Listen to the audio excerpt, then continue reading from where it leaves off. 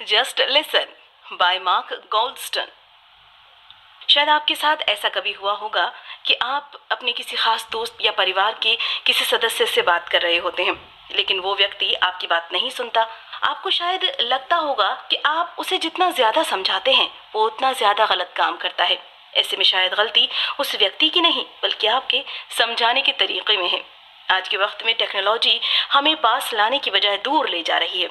हम दूसरों से हर वक्त जुड़े तो रहते हैं, लेकिन हम अपनी भावनाओं को नहीं जोड़ पाते, जिससे आज के वक्त में रिश्ते कमजोर हो रहे हैं। दूसरों को समझना जरूरी इसलिए है क्योंकि इसकी मदद से हम अपनी जिंदगी को अच्छा बनाकर खुश रह पाते हैं। कुछ लोगों के बिजनेस के लिए भी ये जरूरी है कि वो लोगों को अच्छे से समझें। ये किताब हमें बताती है कि किस तरह से हम लोगों को अच्छे से समझ सकते हैं। ये किताब हमें सुनने की ताकत के बारे में बताती है। इसे पढ़कर आप सीखेंगे लोग आपसे अपनी परेशानी क्यों बांटते हैं, सामने वाले को अपनी बात समझाने के लिए उसे समझना क्यों जरूरी है, किस तरह से आप किसी को समझा सकते हैं। पहला सबक, किसी को अपनी बात समझाने के लिए सबसे पहले उसकी बात समझना बहुत जरूरी है। क्या आपके साथ कभी ऐसा हुआ है कि आप अपने किसी खास दोस्त को कुछ समझा रहे हो लेकिन वो बार बार आपकी बात काट दे रहा हो, या कभी ऐसा हुआ हो कि आप किसी की बात सुन रहे हो लेकिन आप बीच बीच में उसे काट रहे हो। तनाव के वक्त में जब आप किसी से बात करते हैं और वो व्यक्ति आपकी बात नहीं सुनता तो आप और तनाव में आ जाते हैं। ऐसे में सुनने वाले को लगता है कि सामने वाला उससे अपनी परेशानी बताकर उससे उसका हल पूछ रहा है, लेकिन असल में अपनी परेशानी बांटने वाले को हल नहीं चाहिए। उसे चाहिए कि कोई सिर्फ उसकी बात सुने और उसका दर्द बांटे। जब कोई व्यक्ति आत्महत्या करने के लिए किसी बिल्डिंग पर चढ़ जाता है तो लोग उसे तरह तरह के समाधान बताने लगते हैं। लोग उसे बताते हैं कि उसकी जिंदगी भी खत्म नहीं हुई है और वो एक नई शुरुआत कर सकता है। वो उसे कहते हैं कि आत्महत्या करना एक अपराध है। ऐसे हालात में उस व्यक्ति को लगने लगता है कि यहाँ पर कोई उसे नहीं सुन पा रहा है, सब अपनी ही बात किए जा रहे हैं और वो भी दूसरों के लिए अपने कान बंद करके कूद जाता है। लेकिन अगर यहाँ पर कोई उससे आकर कहता है कि मुझे पता है तुम्हारे साथ कुछ इतना बुरा हुआ है कि तुम्हें इसके अलावा कोई रास्ता नहीं दिख रहा, कोई बात नहीं, हम इसके बारे में बात कर सकते हैं, हमें बताओ क्या हुआ है। इस तरह के शब्द उसे बोलने के लिए मजबूर करते हैं। वो अपना दर्द बांटता है, जिससे उसका दर्द कम होता है और वो बिल्डिंग से नीचे उतर जाता है। जब भी आपको किसी व्यक्ति को मनाना हो तो सबसे पहले उसके हालात को समझने की कोशिश कीजिए, उसकी नजर से सब कुछ देखने की कोशिश कीजिए। जब आप ऐसा करते हैं तो वो भी ऐसा करने की कोशिश करता है और आप अपनी बात आसानी से उसे समझा पाते हैं। दूसरा सबक, मिरर न्यूरॉन्स की वजह से हम दूसरों की नकल करते हैं। क्या आपके साथ ऐसा कभी हुआ है कि आप मूवी में किसी को रोते हुए देखते हैं या फिर किसी को मार खाते हुए देखते हैं तो आपको भी अनजाने में उदासी महसूस होने लगती है। बहुत से लोग सामने वाले की तरह रोने लगते हैं या फिर वे कुछ इस तरह के भाव अपने चेहरे पर लाते हैं जिससे ये लगता है कि उन्हें भी उसका दर्द महसूस हो रहा है। हमारे साथ ऐसा इसलिए होता है क्योंकि हमारे दिमाग में कुछ खास तरह के न्यूरॉन्स होते हैं जिन्हें मिरर न्यूरॉन्स कहा जाता है। इन न्यूरॉन्स का काम होता है सामने वाले की भावनाओं से जुड़ना, जिससे हम उनके साथ गहरे रिश्ते बना सकें और उनकी बात को समझ सकें। वीएस रामचंद्र, जो कि एक रिसर्चर हैं, इसे इम्पैथी न्यूरॉन्स कहते हैं क्योंकि ये सहानुभूति दिखाने में हमारी मदद करता है। अगर आपके पास ये न्यूरॉन्स नहीं होते तो आप अपने प्यारे लोगों की पसंद नापसंद समझकर उन्हें खुश नहीं कर पाते। मिरर न्यूरॉन्स सामने वाले की नकल करते हैं जिससे हम उनकी भावनाओं को समझकर उसके हिसाब से काम कर सकें। एग्जाम्पल के लिए, शायद आपने कभी देखा होगा कि जब आप बहुत ज्यादा काम कर रहे होते हैं तो आपके बगल में बैठा एक व्यक्ति बोलता है कि थोड़ा आराम कर लीजिए। ऐसा कभी नहीं होता अगर उसके पास मिरर न्यूरॉन्स नहीं होते। स्टडीज ये दिखाती हैं कि जब हमारी भावनाओं की नकल की जाती है तो हमें अच्छा महसूस होता है, लेकिन जब उसकी नकल नहीं की जाती तो हमें लगने लगता है कि सामने वाला हमसे जुड़ा नहीं है और हम भी उससे अपना कनेक्शन काट लेते हैं। इसकी एक वजह है कि आज ज्यादातर बातें फोन पर होती हैं और हम सामने वाले की भाव को नहीं देख पाते। इसीलिए आज के वक्त में हम लोगों की भावनाओं को कम समझने लगे हैं। तीसरा सबक, हमारे दिमाग को 3 हिस्सों में बांटा गया है और हर हिस्से का अलग काम होता है। बहुत बार आपको लगता होगा कि आप खुद से ही बहस कर रहे हैं। कभी कभी हमें खुद के ही अंदर 2 लोग मिल जाते हैं। एक कहता है ये काम कर दो और दूसरा कहता है मत करो। एक कहता है उसे बता दो, दूसरा कहता है चुप रहो। एक कहता है पढ़ लो, दूसरा कहता है टीवी देखो। ऐसा इसीलिए क्योंकि हमारे दिमाग को 3 हिस्सों में बांटा गया है और हर हिस्से का अपना काम है। सबसे पहले हिस्से को रेप्टिलियन ब्रेन कहते हैं। ये हिस्सा हमारे काबू में नहीं रहता। ये किसी हालात को देखकर तुरंत काम करता है। अगर आप कभी पटाखे की आवाज सुनकर घबरा गए हो तो समझ जाइए कि आपने अभी अभी अपनी रेप्टिलियन ब्रेन का इस्तेमाल किया है। इसके अलावा ये भाग कभी कभी हमारे अंदर कुछ इस तरह की डर पैदा कर देता है कि हम हिल ही नहीं पाते। कभी पहले स्टेज पर 500 लोगों के सामने बोलने की कोशिश कीजिए, आपको लगेगा कि आपके पैर आगे जा ही नहीं रहे हैं। ये सब काम रेप्टिलियन ब्रेन का है।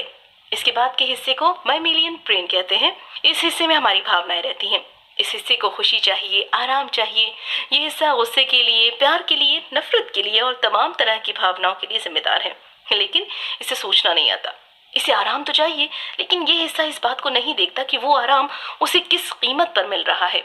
इसके बाद आता है हमारा रेशनल ब्रेन। ये हिस्सा सोचने के लिए जिम्मेदार होता है। इसे आप क्लास के एक टीचर की तरह समझ लीजिए, जो कि बच्चे को काबू करता है। बच्चे मैमेलियन ब्रेन है जो सिर्फ मस्ती करना जानते हैं, लेकिन जब टीचर क्लास में आ जाता है तो वे वही करते हैं जो उन्हें करना चाहिए। ठीक उसी तरह मैमेलियन ब्रेन भावनाओं में बहता रहता है, लेकिन रेशनल ब्रेन उसे बताता है कि उसे क्या करना चाहिए।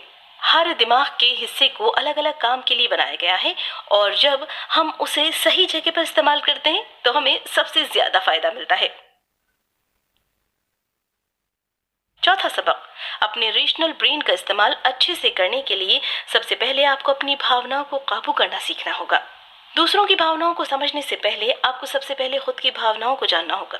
इसके लिए सबसे पहले खुद से ईमानदार होकर अपनी भावनाओं को समझना होगा। कुछ भावनाएं आपके दिमाग के कंट्रोल को रेशनल ब्रेन से छीनकर मेमेलियन ब्रेन को दे देती हैं, और आप यहाँ पर अपनी भावनाओं के हिसाब से काम करने लगते हैं। एग्जाम्पल के लिए, शायद आपने गुस्से में आकर किसी ऐसे व्यक्ति को कुछ बोल दिया हो जिसका आपको बाद में पछतावा हुआ हो। इस तरह के हालात में आप अपनी मैमेलियन ब्रेन का इस्तेमाल कर रहे होते हैं, जो कि सोचना नहीं जानता। हमारे दिमाग का कंट्रोल मैमेलियन ब्रेन के पास आ जाता है और हम तुरंत अपनी भावनाओं के हिसाब से काम करने लगते हैं। लेकिन जरूरी नहीं है कि हर बार आपके साथ ऐसा हो। हम इसका कोई दूसरा हल भी निकाल सकते हैं। हम खुद की भावनाओं को समझकर या उन्हें कुछ नाम देकर उन्हें शांत कर सकते हैं और कंट्रोल को रेशनल ब्रेन के पास पहुंचा देते हैं। जब हम ऐसा करते हैं तो हमारा एमिगडाला शांत हो जाता है। एमिगडाला दिमाग का वो हिस्सा होता है जो गुस्से या दुख जैसी गहरी भावनाओं को पैदा करता है, जिसे हम ज्यादातर काबू नहीं कर पाते। अब जब आपको ये बात पता लग गई है तो आप दूसरों को भी ये बातें बताकर उन्हें शांत दिमाग से सोचना सिखा सकते हैं और फिर उनसे बात कर सकते हैं। पांचवा सबक, जब आप अपनी भावनाओं को खुलकर जताते हैं तो आप दूसरों को खुद से जुड़ने का मौका देते हैं। क्या आप कभी किसी बात को लेकर बहुत डरे हुए रहते हैं, लेकिन अपनी बात को किसी से कहते नहीं हैं क्योंकि आपको लगता है कि लोग आपको कमजोर समझेंगे? लेकिन जब आप गलत भावनाओं को अपने चेहरे पर लाने लगते हैं तो सामने वाला उन गलत भावनाओं की नकल अपने मिरर न्यूरॉन्स से करने लगता है और आपको लगता है कि आपको कोई नहीं समझ रहा है। इसीलिए दूसरों से जुड़ने का सबसे पहला तरीका ये है कि अपनी भावनाओं को खुलकर उनके सामने रखिए। इससे वे आपको समझ पाएंगे और उसके हिसाब से काम कर पाएंगे। अगर आप किसी बात को लेकर परेशान हैं लेकिन आप दिखा रहे हैं कि आप बिल्कुल ठीक है और ऐसे में कोई व्यक्ति आपसे मजाक करता है तो आपको तुरंत गुस्सा आ जाएगा, लेकिन इसमें कुछ गलती आपकी भी है। आपने उस व्यक्ति को दिखाया कि आप ठीक हैं, जिससे उसने आपकी नकल करके आपसे मजाक किया और आपको गुस्सा आ गया। जब आप अपना गुस्सा दिखाएंगे तो सामने वाले से फिर आपको कुछ ऐसा मिलेगा जिसकी आप उम्मीद नहीं कर रहे थे। इसके अलावा दूसरों को भी समझने की कोशिश कीजिए और उन्हें अपनी भावनाओं को दिखाने का मौका दीजिए। मान लीजिए कि आप अपने किसी दोस्त से मजाक कर रहे हैं और वो इस बात पर आपके ऊपर टूट पड़ता है। ऐसे में आप गुस्सा मत कीजिए, बल्कि उसे अपनी भावनाओं को दिखाने का मौका दीजिए। अगर वो व्यक्ति इस तरह के मजाक से हमेशा नहीं गुस्सा होता तो मतलब साफ है कि वो किसी बात से परेशान है। जब आप दूसरों की भावनाओं को जानने की कोशिश करते हैं तो आप उन्हें कुछ ज्यादा अच्छे से समझने लगते हैं। इस तरह से जब आप उन्हें समझने की कोशिश करते हैं और उसकी भावनाओं को कम करते हैं तो वो भी आपकी नकल करके आपको समझने की कोशिश करने लगता है।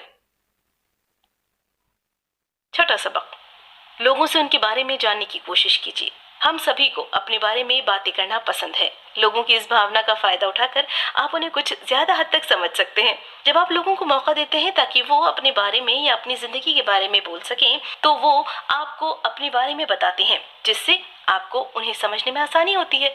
इसीलिए सबसे पहले उस तरह के सवाल मत पूछिए जो आपको पूछने चाहिए। इस तरह के सवाल पूछिए जो सामने वाले को ज्यादा से ज्यादा बोलने पर मजबूर कर दें। वो सवाल पूछिए जो सामने वाला सुनना चाहता है इस तरह से आप दोनों के बीच के कनेक्शन को मजबूत करते हैं। जैसे एक पिता जब भी अपने बेटे से मिलता है तो वो उसकी पढ़ाई के बारे में या फिर उसके मार्क्स के बारे में बात करता है, लेकिन क्या मार्क्स में ही जिंदगी है? नहीं, ये कुछ ऐसा है जो हमें अंदर से तो नहीं चाहिए, लेकिन बाहर से हमारे ऊपर इतना दबाव डाला जाता है कि हम इसके पीछे भागने लगते हैं। अगर वो पिता हर बार अपने बेटे से इस तरह के सवाल पूछता रहेगा तो उसका बेटा एक दिन अपने पिता को आता देखकर किसी दूसरे कमरे में भाग जाएगा या फिर सोने का नाटक करने लगेगा।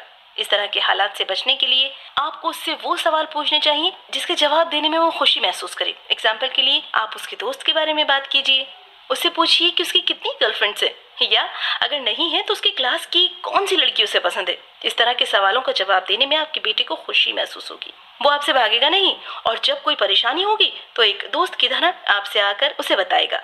लेकिन अगर आप उसे हमेशा करियर के बारे में बात करते रहेंगे और उस पर सख्ती दिखाएंगे तो कोई गलती करने के बाद वो अपनी पूरी कोशिश करेगा कि आपको वो बात पता ना लगे। इस तरह से आपका और उसका कनेक्शन कमजोर हो गया। दूसरों की जिंदगी के बारे में उनसे सवाल पूछिए ताकि वो खुलकर आपसे इस बारे में बात कर सकें। इससे आप उनसे अच्छे से जुड़ पाते हैं। 7वां सबक, दूसरों को समझने के लिए उनके लिए सहानुभूति दिखाइए।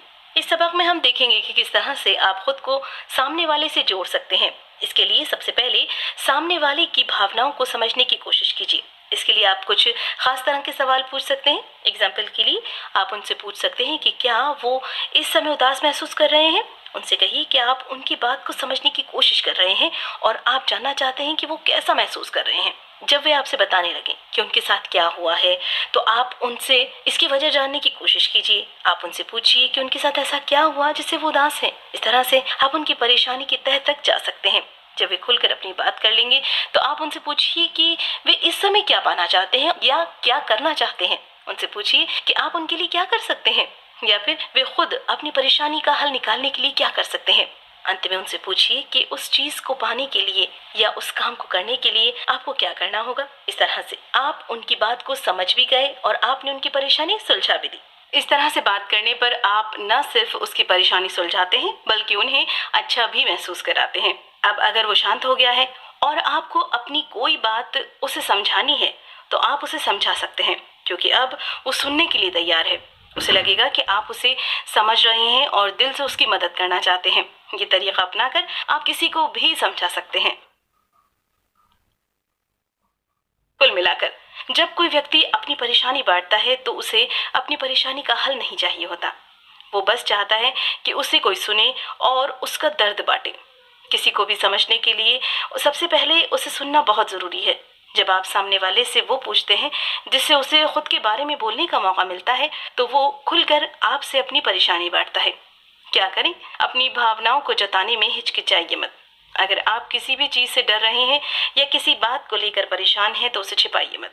जब आप अपनी भावनाओं को लेकर खुद से ईमानदारी दिखाते हैं तो आप दूसरों से बात करते वक्त उनसे अच्छे से जुड़ पाते हैं और अपनी बात को अच्छे से समझा पाते हैं। सुनने वाले आपकी हिम्मत को पसंद करने लगते हैं और आप पर भरोसा करते हैं।